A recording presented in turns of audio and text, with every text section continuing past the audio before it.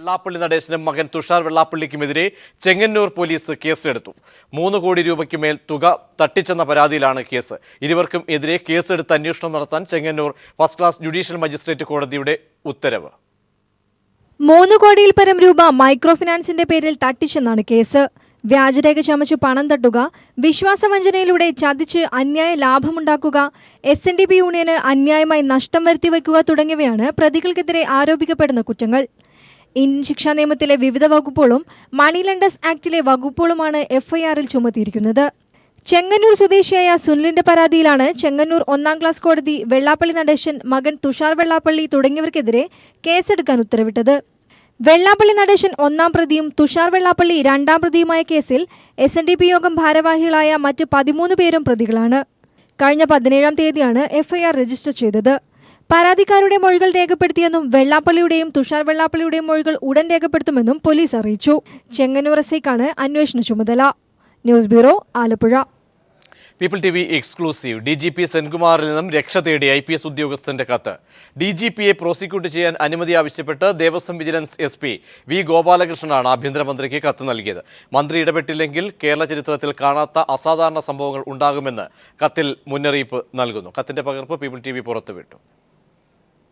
സംസ്ഥാന പോലീസ് മേധാവി പകപോക്കാൻ ശ്രമിക്കുന്നുവെന്ന് കാണിച്ച V ഗോപാലകൃഷ്ണൻ IPS ആണ് ആഭ്യന്തരമന്ത്രിക്ക് കത്ത് നൽകിയത്. DGP സെൻകുമാർ 18 വർഷമായി പിന്തുടർന്നു വേട്ടയാടുന്നു. ദുഷ്ടലാക്കോടെ കള്ളക്കേസുണ്ടാക്കി അറസ്റ്റ് ചെയ്യാൻ ശ്രമിക്കുന്നു. സെൻകുമാർ പകയുള്ള മനുഷ്യനാണെന്ന് V ഗോപാലകൃഷ്ണൻ തുറന്നടിച്ചു. നമ്മൾ ക്ഷമിച്ച് ഭൂമിയോളം താഴോട്ട് പോകുമ്പോൾ ഇയാൾ കൂടുതൽ ഇങ്ങനെ കയറി നമ്മൾ ഉപദ്രവിച്ചുകൊണ്ടിരിക്കുകയാണ്. ഇപ്പൊ ഞാനും ഒരു കുടുംബമായിട്ട് കഴിയുന്നതല്ലേ. പിന്നെ ഞാനൊരു അഴിമതിക്കാരനോ ഞാൻ ഒരു അട്രോസിറ്റി ഒന്നും ചെയ്തിട്ടുള്ള ഒരു ഉദ്യോഗസ്ഥനല്ല. പകയുള്ള ഒരു മനുഷ്യനാണ്. പക ഈ ടീമിംഗ് വിത്ത് വെൻഡറ്റ അഗൈൻസ്റ്റ് ഹിസ് അഡ്വൈസറീസ്. അതാണ് അദ്ദേഹത്തിന്റെ സ്വഭാവം. സെൻകുമാറിനെതിരെ നടപടിയെടുത്തില്ലെങ്കിൽ കേരള പോലീസിന്റെ ചരിത്രത്തിലെ മോശം സംഭവങ്ങൾ തുടരുമെന്നും കത്തിൽ മുന്നറിയിപ്പ് നൽകുന്നു.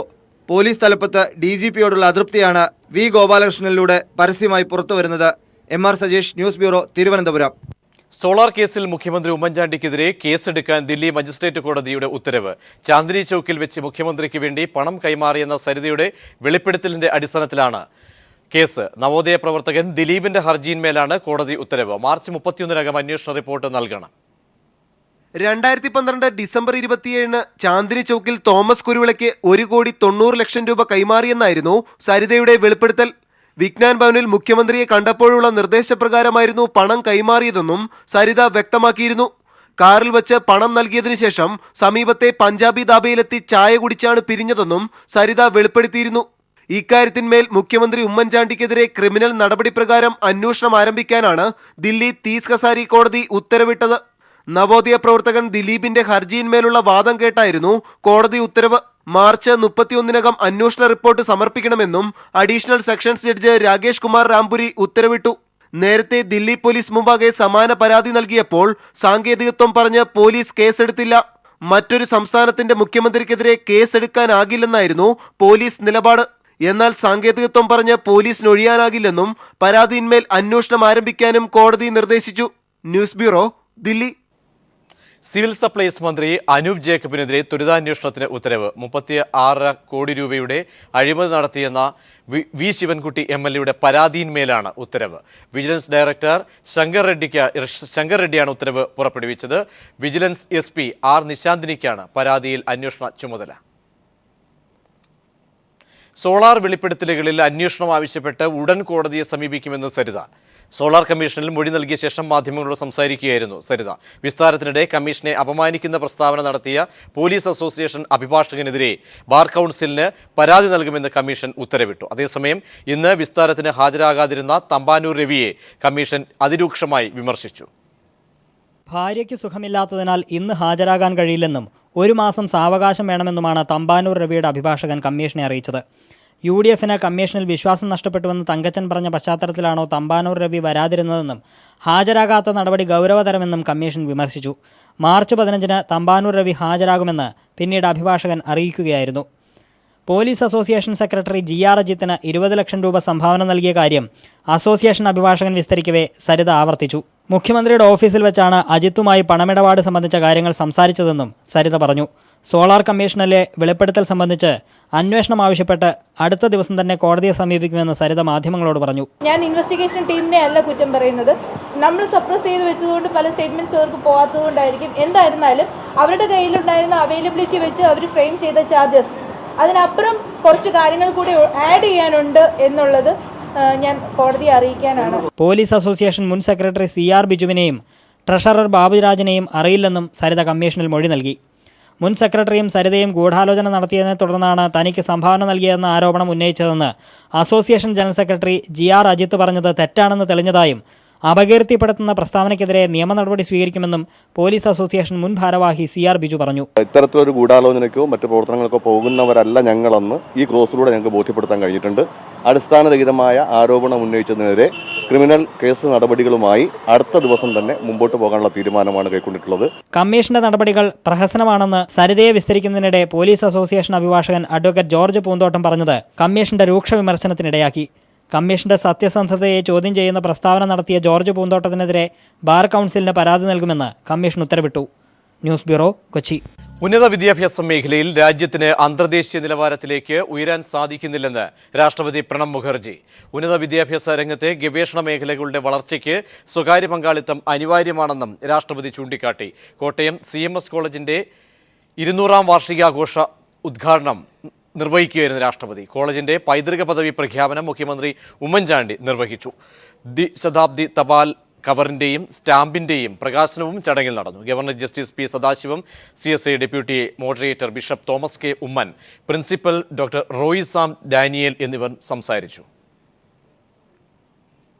ദില്ലി പട്യാല ഹൗസ് സംഭവത്തിൽ കേന്ദ്ര സർക്കാരിനും ദില്ലി പോലീസിനും സുപ്രീം കോടതിയുടെ നോട്ടീസ്.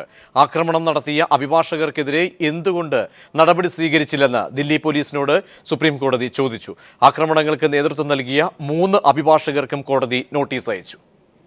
ദില്ലി പാട്യാല ഹൗസ് കോടതിയിൽ ആക്രമണങ്ങൾക്ക് നേതൃത്വം നൽകിയ അഭിഭാഷകരായ ഓം ശർമ്മ, വിക്രംജിത്ത് ചൗഹാൻ, യശ്പാൽ യാദവ് എന്നിവർക്കാണ് സുപ്രീം കോടതി നോട്ടീസ് അയച്ചത്. കോടതിക്കുള്ളിൽ ആക്രമണം നടത്തിയ ഇവർക്കെതിരെ എന്തുകൊണ്ട് നിയമ നടപടി സ്വീകരിച്ചില്ലെന്ന് ദില്ലി പോലീസിനോട് സുപ്രീം കോടതി ചോദിച്ചു. ഇവർക്കെതിരെ കോടതിയലക്ഷ്യത്തിന് കേസ് എടുക്കാത്തതെന്നും സുപ്രീം കോടതി ആരാഞ്ഞു. പോലീസ് കസ്റ്റഡിയിലിരിക്കെ JNU വിദ്യാർത്ഥി യൂണിയൻ ചെയർമാൻ കന്നയ്യെ മർദ്ദിച്ചെന്ന് ഒളിക്യാമറയിൽ വെളിപ്പെടുത്തിയതും ഇതേ അഭിഭാഷകർ തന്നെ. ഈ വെളിപ്പെടുത്തലിൽ നടപടി വേണമെന്നാവശ്യപ്പെട്ടുള്ള പൊതുതാൽപര്യ ഹർജി പരിഗണിച്ചാണ് സുപ്രീം കോടതി നടപടി. പാട്യാല ഹൗസ് സംഭവം അന്വേഷിക്കാൻ പ്രത്യേക അന്വേഷണ സംഘം എന്നാവശ്യപ്പെട്ടുള്ള വാദം കേൾക്കാമെന്നും സുപ്രീം കോടതി അറിയിച്ചു. പോലീസ് വീണ്ടും കസ്റ്റഡിയിൽ വാങ്ങിയ കന്നയ്യ കുമാറിനെയും ഉമർ ഖാലിദിനെയും അനിർബൻ ഭട്ടാചാര്യയെയും ചോദ്യം ചെയ്തു. രഹസ്യ കേന്ദ്രത്തിൽ വച്ചായിരുന്നു പോലീസ് ചോദ്യം ചെയ്യൽ. അതേസമയം രോഹിത് വെമുല ദളിതനല്ലെന്ന റിപ്പോർട്ട് ഹൈദരാബാദ് പോലീസ് ഹൈക്കോടതിയിൽ നൽകി. അതിനാൽ പട്ടികജാതി വിഭാഗങ്ങൾക്കെതിരെയുള്ള ആക്രമണ പട്ടികയിൽ രോഹിത് ആത്മഹത്യാ കേസ് ഉൾപ്പെടുത്താനാകില്ലെന്നും പോലീസ് കോടതിയിൽ അറിയിച്ചു. രോഹിത് ദളിത് വിഭാഗക്കാരനാണെന്ന ജാതി സർട്ടിഫിക്കറ്റ് ഉൾപ്പെടുത്താതെയാണ് പോലീസ് റിപ്പോർട്ട് സമർപ്പിച്ചത്. News bureau, Delhi.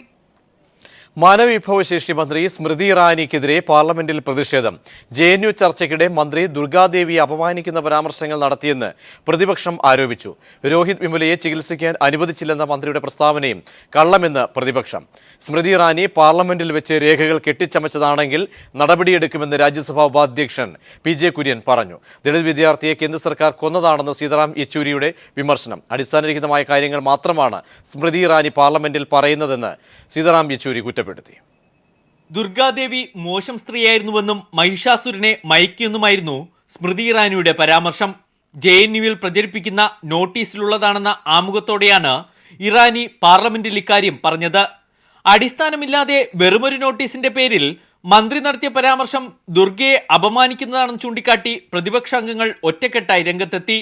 പ്രസ്താവന പിൻവലിച്ച മന്ത്രി മാപ്പ് പറയണമെന്നാവശ്യപ്പെട്ടു. പക്ഷെ മാപ്പ് പറയാൻ സ്മൃതി ഇറാനി തയ്യാറാകാത്തതോടെ സഭ പ്രക്ഷുബ്ധമായി. കേന്ദ്ര ധനമന്ത്രി അരുൺ ജെയ്റ്റ്ലി, പാർലമെന്ററി സഹമന്ത്രി മുംതാസ് നഖ്വി എന്നിവർ മന്ത്രിയെ രക്ഷിക്കാനായി എത്തിയെങ്കിലും പ്രതിപക്ഷ രോഷം ശക്തമായതേയുള്ളൂ. വേണ്ടത്ര അന്വേഷണമോ തെളിവുകളോ ഇല്ലാതെ അടിസ്ഥാനരഹിതമായ കാര്യങ്ങൾ മാത്രമാണ് സ്മൃതി ഇറാനി പറയുന്നതെന്ന് സീതാറാം യെച്ചൂരി കുറ്റപ്പെടുത്തി. രോഹിത് വെമുലയെ ആദ്യ മണിക്കൂറിൽ ചികിത്സിക്കാൻ അനുവദിച്ചില്ലെന്ന മന്ത്രിയുടെ പ്രസ്താവനയും കള്ളം. രാജ്യത്തിന്റെ വൈവിധ്യമാർന്ന സംസ്കാരങ്ങളെ ഇല്ലായ്മ ചെയ്യാനാണ് കേന്ദ്ര സർക്കാർ ശ്രമിക്കുന്നത്. ഹിന്ദു സർട്ടിഫിക്കറ്റാണോ കേന്ദ്ര സർക്കാർ നൽകുന്നത്? ഒരർത്ഥത്തിൽ രോഹിത് വെമുലയെ കേന്ദ്ര സർക്കാർ കൊന്നതാണെന്നും സീതാറാം യെച്ചൂരി വിമർശിച്ചു. Fair is foul, foul is fair. and she is making all foul fair. She is making all foul fair here without any authentication. No, who gave that authentication? Okay, I will go through. Actually, I will go through the records. Now, listen. No, listen, let me say. സർവകലാശാലയിലെ സംഭവങ്ങളെക്കുറിച്ച് സ്മൃതി ഇറാനി സഭയിൽ ഉയർത്തിക്കാണിച്ച രേഖകൾ പരിശോധിക്കണമെന്നും യെച്ചൂരി ആവശ്യപ്പെട്ടു. ഇത് അംഗീകരിച്ച രാജ്യസഭാ ഉപാധ്യക്ഷൻ PJ Kurian ഇക്കാര്യത്തിൽ സ്മൃതി ഇറാനി കെട്ടിച്ചമച്ച രേഖകളാണ് സഭയിൽ വച്ചതെങ്കിൽ നടപടിയെടുക്കുമെന്ന് പ്രതിപക്ഷത്തിന് ഉറപ്പ് നൽകി. രോഹിത് വിമല ആത്മഹത്യയെക്കുറിച്ച് അന്വേഷിക്കുന്ന സമിതിയിൽ ദളിത് അംഗത്തെ ഉൾപ്പെടുത്തിയിട്ടുണ്ടെന്ന് കഴിഞ്ഞ ദിവസം നടന്ന ചർച്ചയിൽ സ്മൃതി ഇറാനി അവകാശപ്പെട്ടത് ഇന്നും മായാവതിയുമായുള്ള വാക്പോരിന് കാരണമായി. ഒരാൾ പോലും സമിതിയിൽ ദളിത് അംഗമല്ലെന്ന് സ്മൃതി ഇറാനിക്ക് സമ്മതിക്കേണ്ടി വന്നു. News bureau, Delhi. BJP നേതൃത്വത്തെയും സ്മൃതി ഇറാനിയെയും വീട്ടിലാക്കി പാർട്ടി MP ഉദിത് രാജ് JNUവിലെ മഹിഷാസുര രക്തസാക്ഷി ദിനത്തിൽ താനും മുൻപ് പങ്കെടുത്തിരുന്നെന്ന് ഉദിത് രാജ് ഒരു സ്വകാര്യ ചാനൽ അഭിമുഖത്തിലാണ് ഉദിത് രാജ് ഇക്കാര്യം പറഞ്ഞത്. 2013 ഒക്ടോബറിൽ JNUവിൽ നടന്ന മഹിഷാസുര രക്തസാക്ഷി ദിനത്തിൽ പങ്കെടുത്തിരുന്നുവെന്നാണ് ഡൽഹിയിൽ നിന്നുള്ള BJP MP ഉദിത് രാജ് അവകാശപ്പെട്ടത്. ദളിതരുടെ വിമോചകനാണ് മഹിഷാസുരൻ എന്ന ഡോക്ടർ BR അംബേദ്കറുടെ ആശയം പിന്തുടരുന്നവനാണ് താനെന്നും മഹിഷാസുരനെ ഒരു രക്തസാക്ഷിയായാണ് സമീപിക്കുന്നതെന്നും ഉദിത് ഒരു സ്വകാര്യ ചാനലിൽ അഭിമുഖത്തിൽ പറഞ്ഞു. उसका कोई संबंध है एक, और दूसरी बात है कि बाबा साहब अम्बेडकर को पढ़ लिया जाए. बाबा साहब अम्बेडकर ने सुर असुर के ऊपर जब अपने विचार रखे थे तो उन्होंने इन सब को ये कहा था कि जिनको असुर कहा जाता है ये देश के मूल निवासी थे. JNU വിദ്യാർത്ഥിയായിരുന്നപ്പോൾ അവിടുത്തെ മറ്റു പല പരിപാടികളിലും പങ്കെടുത്തിട്ടുണ്ട്. അപ്പോൾ BJP അംഗമായിരുന്നില്ലെന്നും പട്ടികജാതി പട്ടികവർഗ സംഘടനകളുടെ അഖിലേന്ത്യാ കൂട്ടായ്മയുടെ ചെയർമാൻ കൂടിയായ ഉദിത് രാജ് വ്യക്തമാക്കി. BJPയുടെ ദേശീയ എക്സിക്യൂട്ടീവ് അംഗമാണിപ്പോൾ ഉദിത് രാജ്. JNUവിലെ വിദ്യാർത്ഥികൾ അഭിപ്രായ സ്വാതന്ത്ര്യം ദുരുപയോഗം ചെയ്യുന്നുവെന്ന് സ്മൃതി ഇറാനി കഴിഞ്ഞ ദിവസം പാർലമെന്റിൽ ആരോപിച്ചിരുന്നു. മഹിഷാസുര ദിനത്തിൽ വിദ്യാർത്ഥികൾ പുറത്തിറക്കിയ കുറിപ്പും മന്ത്രി സഭയിൽ വായിച്ചിരുന്നു. മഹിഷാസുരൻ എന്ന കറുത്തവനും ആരാധിക്കപ്പെടേണ്ടവനാണെന്ന് കാണിക്കാനാണ് JNUവിലെ ഒരു വിഭാഗം വിദ്യാർത്ഥികൾ മഹിഷാസുര രക്തസാക്ഷി ദിനം ആചരിച്ചത്. News desk. കോൺഗ്രസ് എമ്മിൽ ഭിന്നത രൂക്ഷമാകുന്നു. PJ ജോസഫിന്റെ നിലപാടിൽ നേതാക്കൾക്ക് അതൃപ്തി. LDFുമായി ചർച്ച നടത്തണമെന്ന് ജോസഫ് വിഭാഗം നേതാക്കൾ അറിയിച്ചു. നിയമസഭാ സീറ്റിനെ ചൊല്ലി കേരള കോൺഗ്രസ് മാണി ഗ്രൂപ്പിനുള്ളിൽ ഭിന്നത രൂക്ഷമാവുകയാണ്. 6 സീറ്റുകൾ ലഭിച്ചില്ലെങ്കിൽ മുന്നണി വിടണമെന്ന നിലപാടിലാണ് Joseph group. Francis George, Antony Raju, PC Joseph എന്നിവർ ഇക്കാര്യത്തിൽ ഒരേ നിലപാടുകാരാണ്. LDFുമായി ചർച്ച നടത്തണമെന്നും ഇവർ നിലപാട് സ്വീകരിക്കുന്നു. KM മാണി പാർട്ടിയെ തകർത്തുവെന്നാണ് മറ്റൊരു മുതിർന്ന നേതാവായ PC ജോസഫിന്റെ നിലപാട്.